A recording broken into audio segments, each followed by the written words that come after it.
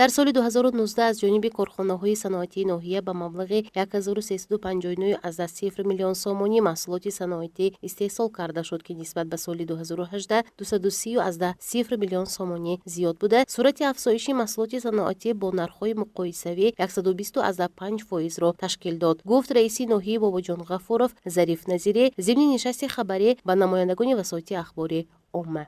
در دوره ثبوت از جانب کارخانه‌های صنعتی ناحیه در حجم 1 میلیارد و 359 میلیون سومانی محصول صنعتی استحصال کرده شد که اون نسبت به همین دوره سال گذشته 120.5% زیاد شد. سال روان به ساحه صنعتی 6 میلیون دلار سرمایه مستقیم جلب گردیده 10 عدد کارخانه‌های نو استحصالی تشکیل کرده شد. در سال 2020 با سازگاران ناحیه به تشکیل گرفتیم که از باز 10 کارخانه نو استحصالی تشکیل کرده شود که اساسی آنها استحصال محصولات صادراتی از قبیل خاکی جامعه‌شویی و روغن تشکیل می‌دهند.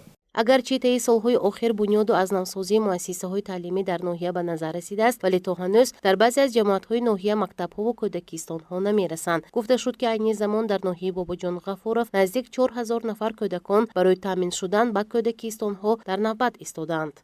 اینچنین ذکر گردید که موافق نشانداد تحلیل‌ها در سال 2019 در قلمرو ناحیه 732 عدد حادثه‌های جنایتکاری به قید گرفته شده است. این مقدار نسبت به سال 2018 که 699 عدد را تشکیل می‌داد 33 عدد زیاد بوده. از شمار جنایت‌های صادر شده 595 عدد جنایت یا 93.1% آشکار کرده شده است. جهت پیشگیری جنایت از جانب مقامات حفظ حقوق تطبیق اندیشیده شده باشد شماره صادرشوی جنایت نسبت به همین دوره سال گذشته 10 عدد زیاد گردیده. آن به حالت 1 ژانویه سال 2020 616 عدد و صادرشوی جنایت باشد 90% را تشکیل داد. پس از معلومات مختصری رئیس نخیا در مورد فعالیت سخاهوی خوجگی خلق دوام سالی سپارگردیده، نمایندگان رسانه‌های خبری وابسته به فعالیت اقتصادی و اجتماعی از رهبر ناحیه پرسان شدند.